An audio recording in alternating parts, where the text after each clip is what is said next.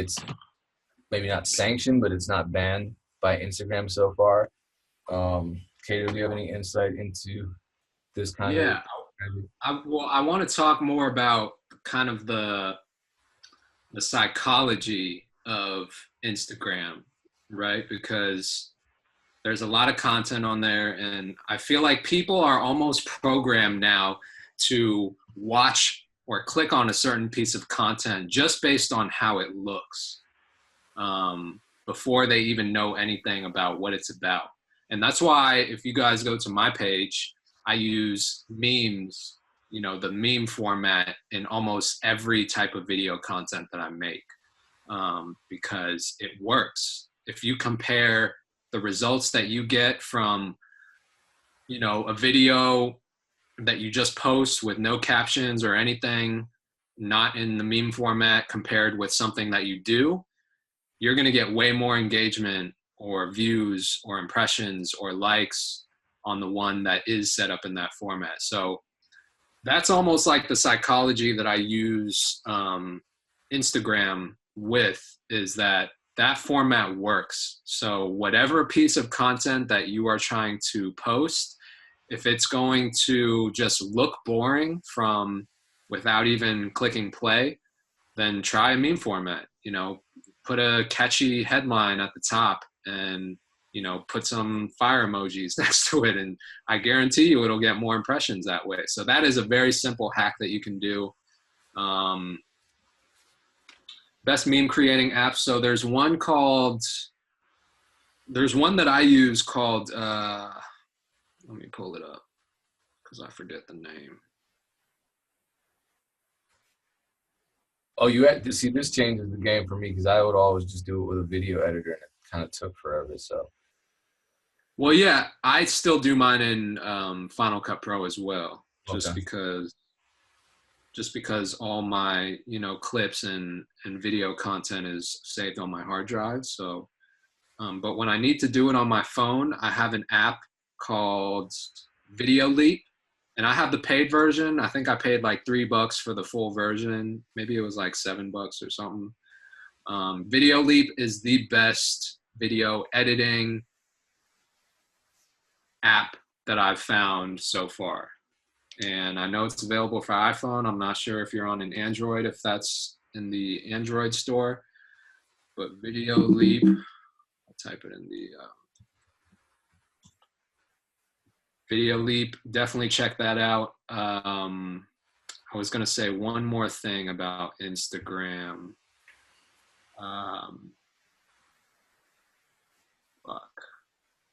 But that was the major thing, is think about the formatting, even the format that popular media pages post in, like with you guys can see it also on my timeline. I posted some of my content in that format with the picture, a caption in the top left, and then the video kind of filling up the right side of the content. That's another format that, I just wanted to experiment with, and it works. So pay attention to that. If you're just scrolling on social media and something catches your eye just because of how it looks, try and flip that and think of a way that you can turn that into your content and make it work for you. Oh, here's a good point. I just, and this interview is dropping tomorrow with this producer named Young Tago, who's doing really well on YouTube. 130,000 subscribers, and only been doing it for a year.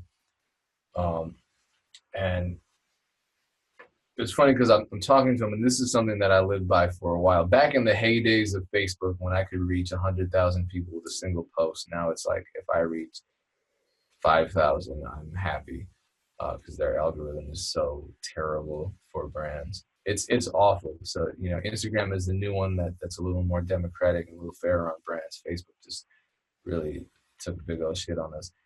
But this was a strategy I was employing, and it's certainly a strategy that Cato employs.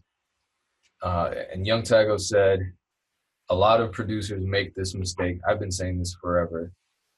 he's younger than me, so it's more relevant because he's saying it. But it's that producers are, and all musicians, rappers, singers, they're using social media and they're forgetting the social part. They're posting the hell out of some media, but it's like beat after beat after beat, or song after song after song. Or I see rappers post the same cover day after day after day. Here's what you have to really understand. And seriously, if you haven't heard anything else I've said, listen up as I say this. This is really important. Really important. Focus on what I'm about to say. Seriously. The algorithm on any social media site will either punish you or favor you. And it depends on how your posts perform. And it's this cumulative effect. So if you post a piece of content that doesn't do well, you're going to be punished. If you post a piece of content that does do well, the next time you post content, you'll be favored. We don't know how it works. We don't have any numbers. We don't have any formula for it, but that is how it works. On a broad level, that's how it works. Which means, in practical terms, don't post content that people don't want. Because if you do, it's going to be harder to get engagement on the next post that you make. And really, so like when people are posting those, you know how it's like a picture that's a part of another picture that's a part of another picture. They post like 20 of them at once. So when you click on their profile, it makes all the squares make one big picture. It looks cool, but it's the dumbest thing you can do. I mean, unless you're already famous and you have a whole bunch of followers, or those are like your first posts on Instagram ever, I wouldn't suggest doing it because number one, your serial posting. Number two, people aren't going to like it because it doesn't make any sense out of context. The So stupidest shit ever. it's dumb and it's going to hurt you. It's not just dumb because I think it looks dumb. I don't think it looks dumb. I think it looks cool, but it's going to hurt you. It's really going to hurt you. And like Instagram did not create their platform for people to create fucking mosaics from your profile, you know? Like they posted it so that each piece of content stands on its own and, you know, either does well or doesn't. So if you're posting fucking 12 pictures of, you know, half a fucking face from your album cover, like people are going to be like, what the fuck is this bullshit? unless you're Drake or Quavo or something, but I don't think either of them have logged in today. But I would guarantee you, even if Drake or Quavo posted it, maybe it would probably perform shittier than if they were to just post a full picture of their album cover, you know? Yeah, it would. So if someone can get one of them to try this out, we can test this theory. But it certainly would, because Instagram will penalize you for serial posting just like YouTube. Twitter doesn't. Facebook certainly does. So anyway, that's why you know, the content has to be relevant to your audience, because if it's not, I mean, if you really want to post pictures of your dog, maybe you should make your own separate dog picture Instagram profile. You can toggle between accounts. Right after you post a piece of content, there's this critical period. At least this is my theory. I could be wrong. I don't know what the algorithm is actually thinking. To me, it's like the Matrix, and you just kind of try to figure it out as you go along, and sometimes it changes. But for the most part, the algorithm appears to prioritize on YouTube, it's like the first few hours after you post a video. On Instagram, it's like the first hour after you post a piece of content. It seems like if your content doesn't get good engagement in that first hour on Instagram, or like first couple of hours or something, you're kind of screwed. That piece of content is dead. Your experience, Yeah. Kevin? Yeah, for sure. And you see it just scrolling down your timeline. You will see posts from, you know, over 24 hours ago that show up at the top of your timeline feed. And that's because they performed better than the content that didn't. So it's continuing the life cycle of that one, you know, video or photo. So content is key. You know, there's no shortcut around posting good content.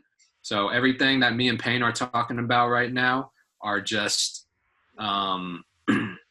are just additional tools to help you reinforce that.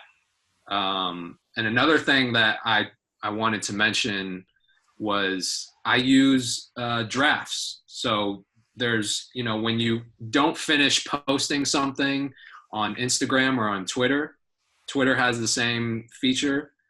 You can save it to your drafts. So I use this almost like if you don't use an automation tool to schedule your posts, then you can just save it to your drafts and you can kind of stockpile a bunch of photos and videos that you want to post so that you're not having to